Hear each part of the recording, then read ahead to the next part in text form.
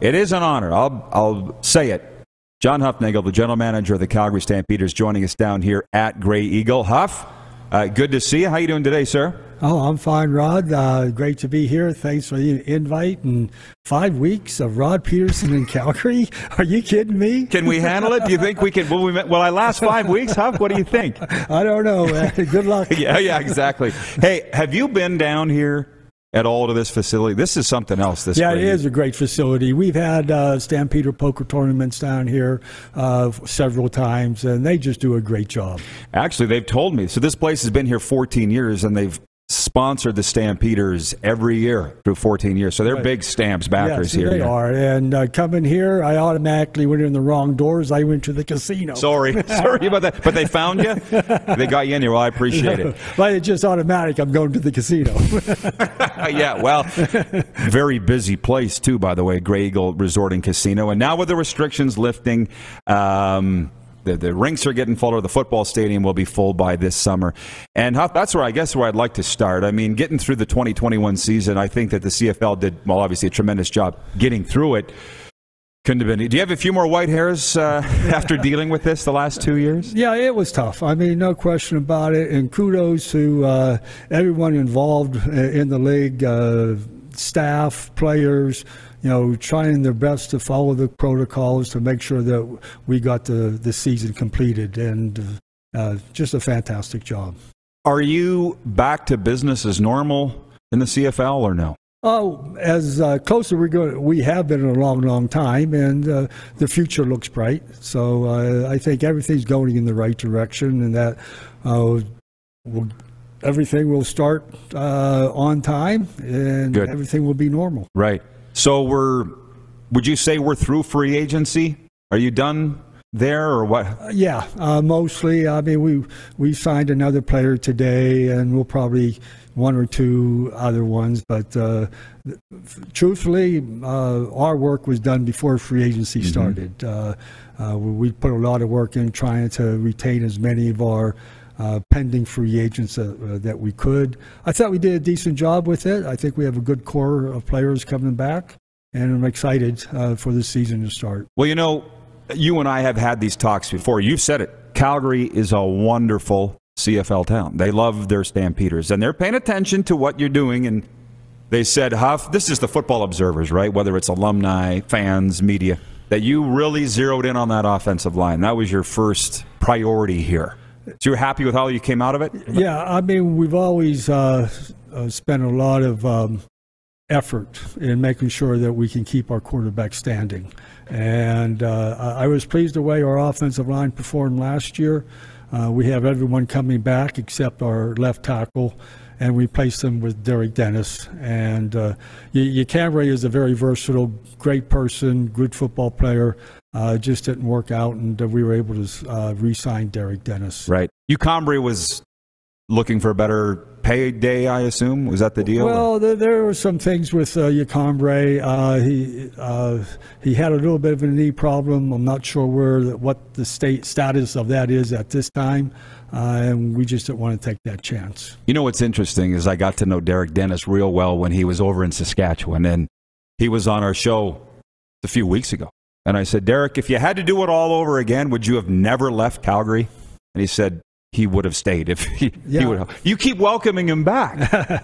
Yeah, this is the second time we brought him back. You're right. And, Derek's a good football player. He and our offensive line coach, Pat Delmonico, have a great relationship. Pat's a great football coach, and he really works hard getting the best out of his players. Well, so you mentioned last season and keeping your quarterback upright. Bo and I, my goal is to get him here. Yeah. I don't know if it'll ever happen, but I'm working on it. And you go down in Texas. That's what I have to do. Katy, I've been in his hometown. He's a very big deal in Katy, Texas. There's no doubt about that. Can you say the extent of his broken leg last year, or would you care? Like I saw him when he came out. It was that Argo game.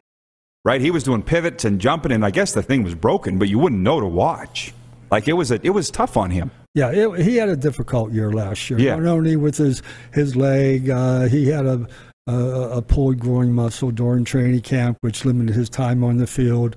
He had some lingering problems with his shoulder.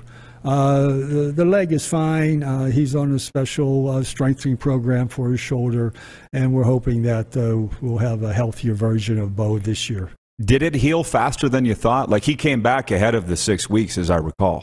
For the leg? Yeah, the leg. Oh, yeah. It was a hairline fracture, so right. I'm not so sure it was any faster than what normal would be. Right. Well, I got to tell you something. This may or may not surprise you, but Wally was on this show. And I said if there was anything that he hadn't done that he would have liked to do, and he said, I would have liked to have coached Bo Levi Mitchell, because he said he's special. I don't know if Wally's ever mentioned that to you or not, but what is it about Bo that is so special? I think a lot of people would say that, coaches especially, people in the know, because of all the things he does so very well, and a very smart individual, keeps his composure.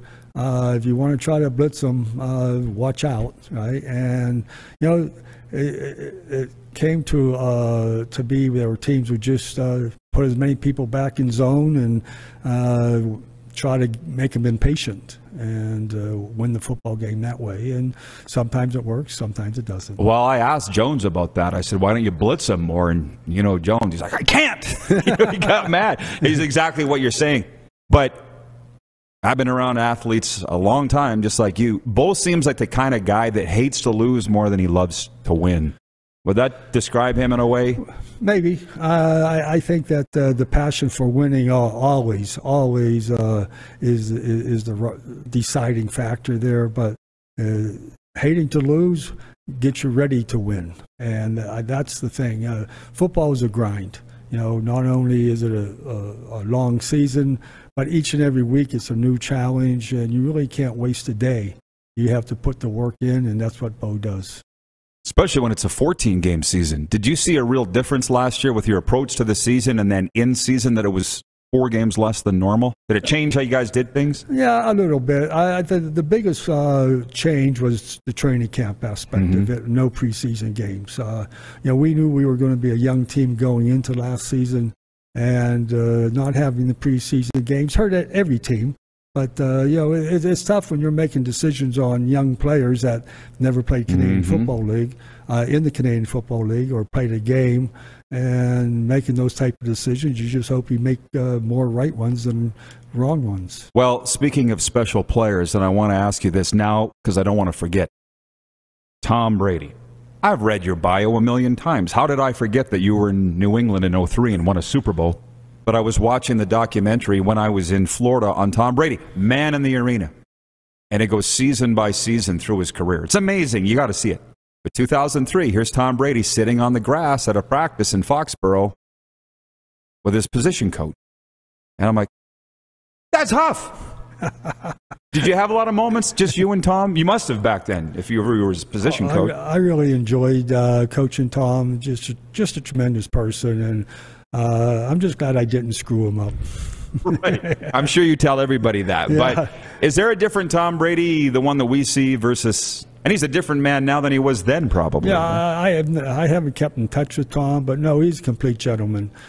Just a great teammate, a great person, very polite, and a great pro. So during that TV show, I'm kind of surprised you did recognize me because my hair was a lot darker. No, you shouldn't be surprised. I leapt off the couch. I'm like, that's Huff. But you coached him 7 Super Bowls, and you probably just watched all the coverage from L.A. last week. Like, they're saying he's the greatest NFL player ever.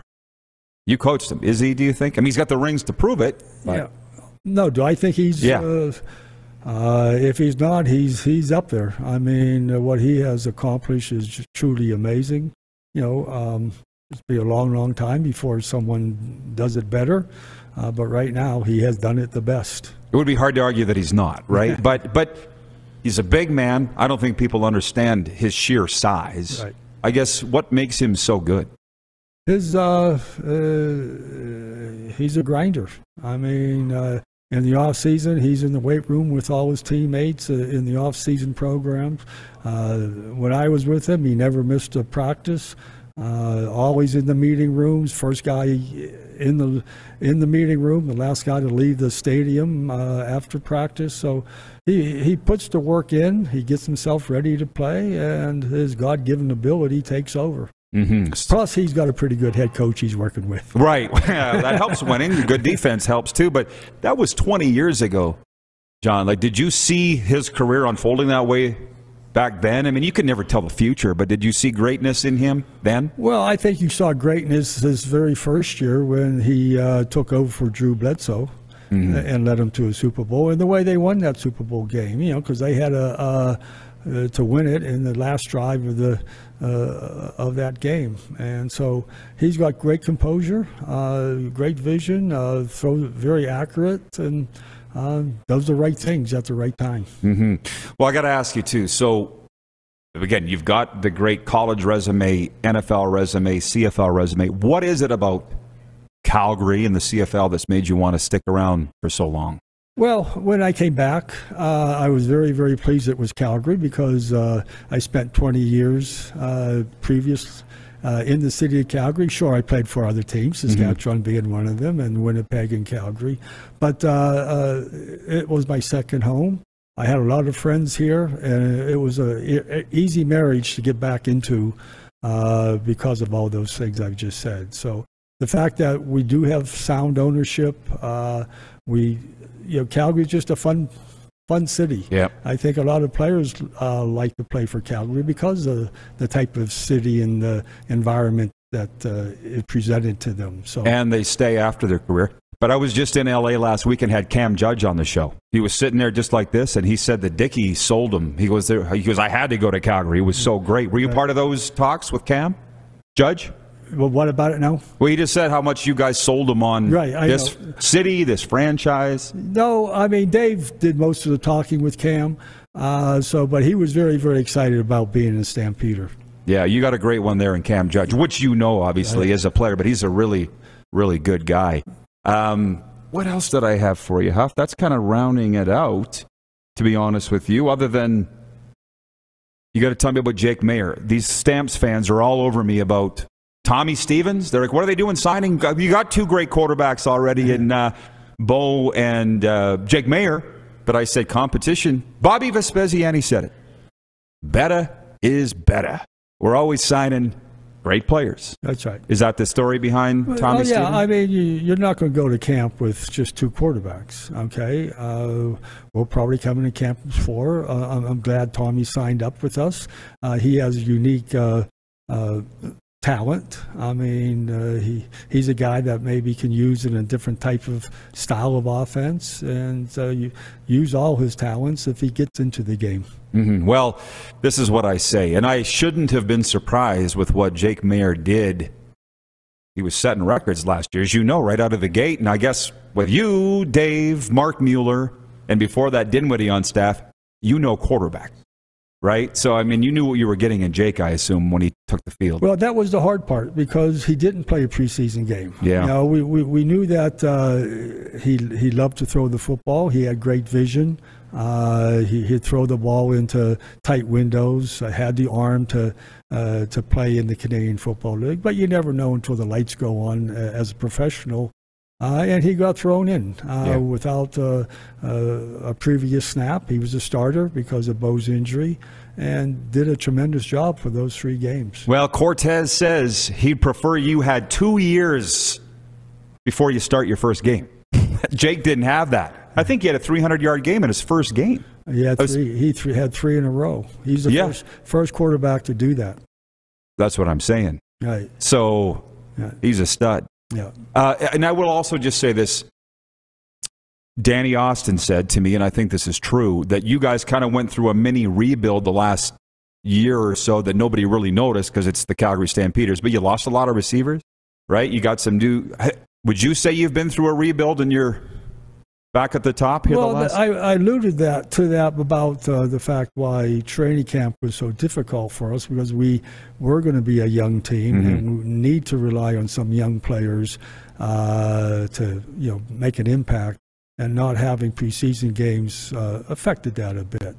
But, we got off to a poor start. Fortunately, we regrouped as a football team. I thought our coaches did an excellent job during that first break to redefine and focus on the important things and make sure that the players understood what those important things were.